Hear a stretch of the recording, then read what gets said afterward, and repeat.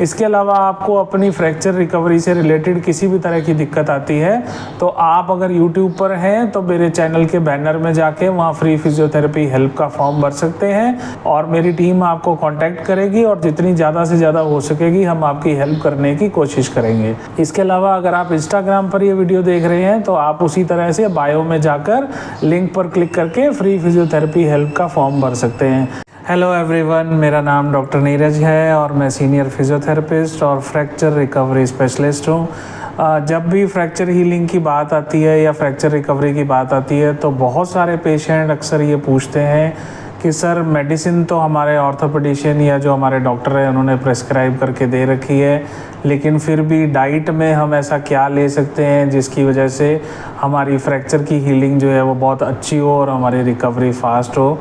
तो fracture healing के बारे में मैं आपको कुछ इम्पॉर्टेंट चीज़ बताता हूँ। जब भी कोई फ्रैक्चर हील करता है तो उसमें 7 इम्पॉर्टेंट फैक्टर्स होते हैं। इसमें सबसे पहला फैक्टर होता है कि बोन की हीलिंग होना। दूसरा इम्पॉर्टेंट फैक्टर होता है कि जो बोन के आसपास सूजन आ गई है, इन्फ्लेमेशन आ गई है, उसको रिपेयर करना। तीसरा इम्पॉर्टेंट फैक्टर होता है कि जो टिश्यूज़ इंजर्ड हो गए हैं उन टिश्यूज़ की रिकवरी करना। चौथा इम्पॉर्टेंट फैक्टर जो होता है वो ये होता है कि बोन के अंदर एक स्पेशलाइज्ड प्रोटीन होता है जिसको कि कोलेजन बोलते हैं, उस कोलेजन का फॉर्मेशन बढ़ाना ताकि बोन की स्ट्रेंथ बढ़ सके।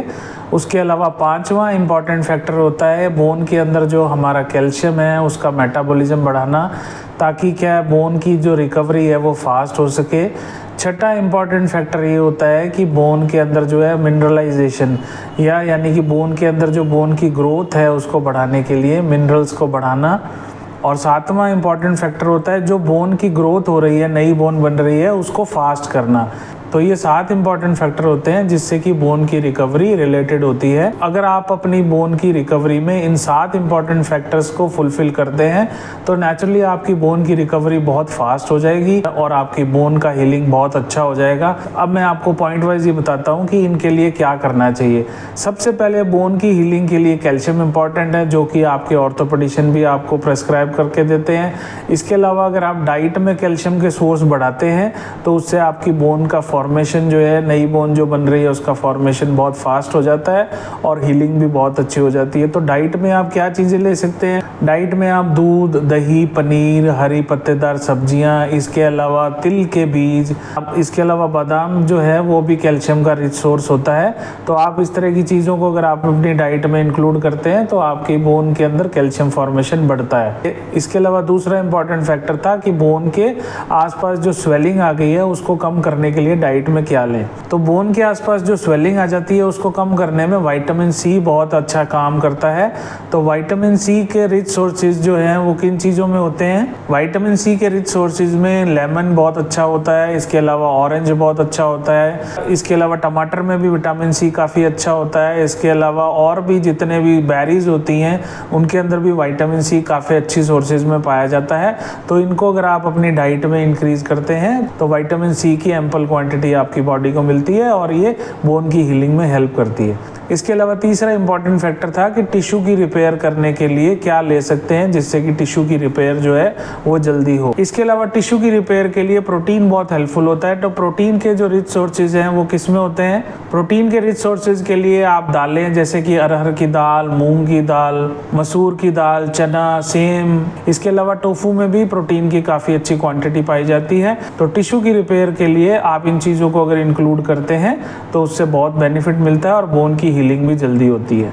इसके अलावा चौथा इंपॉर्टेंट फैक्टर था कोलेजन प्रोटीन का बनना। कोलेजन प्रोटीन के लिए भी विटामिन सी बहुत इंपॉर्टेंट होता है और विटामिन सी के जो रिच सोर्सेज मैंने आपको बताए उनको डाइट में अगर इंक्लूड करते हैं तो कोलेजन प्रोटीन बोन के अंदर काफ़ी अच्छा बनता है और उससे बोन की हीलिंग में बहुत बेनिफिट मिलता है। इसके अलावा अगला इंपॉर्टेंट फैक्टर था बोन का मिनरलाइजेशन, जिसमें कि बोन के अंदर मिनरल की स्ट्रेंथ बढ़ती है। इसके लिए आप हरी सब्जियां, ब्रोकली, पत्ता गोभी, पालक, ये सारी चीज़ें अगर आप डाइट में इंक्लूड करते हैं तो ये बोन के मिनरलाइजेशन को बढ़ाती हैं क्योंकि इनके अंदर ट्रेस एलिमेंट काफ़ी अच्छे पाए जाते हैं और ये बोन के मिनरलाइजेशन को इम्प्रूव करने में बहुत हेल्प करती हैं।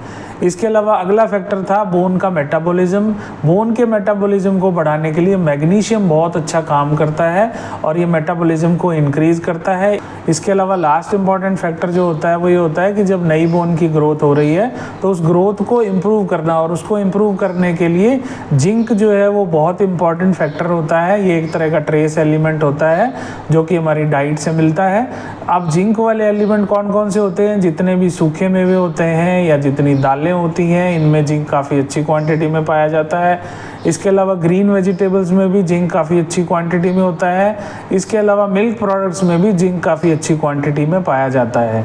तो अगर आप इन 7 फैक्टर्स को अपनी डाइट में इंक्लूड करते हैं तो आपकी फ्रैक्चर की हीलिंग फास्ट हो जाती है और आपकी रिकवरी भी काफ़ी अच्छी होती है। इसके अलावा आपको अपनी फ्रैक्चर रिकवरी से रिलेटेड किसी भी तरह की दिक्कत आती है तो आप अगर यूट्यूब पर हैं तो मेरे चैनल के बैनर में जाके वहाँ फ्री फिजियोथेरेपी हेल्प का फॉर्म भर सकते हैं और मेरी टीम आपको कॉन्टैक्ट करेगी और जितनी ज़्यादा से ज़्यादा हो सकेगी हम आपकी हेल्प करने की कोशिश करेंगे। इसके अलावा अगर आप इंस्टाग्राम पर ये वीडियो देख रहे हैं तो आप उसी तरह से बायो में जाकर लिंक पर क्लिक करके फ्री फिजियोथेरेपी हेल्प का फॉर्म भर सकते हैं। इसके अलावा आपको फिजियोथेरेपी से रिलेटेड या आपके फ्रैक्चर की रिकवरी से रिलेटेड किसी भी तरह की प्रॉब्लम आती है तो आप फ्री हेल्प का बेनिफिट ले सकते हैं। तो मैं आपसे मिलूंगा अगले वीडियो में, तब तक आप सभी अपना बहुत ध्यान रखें। Good bye.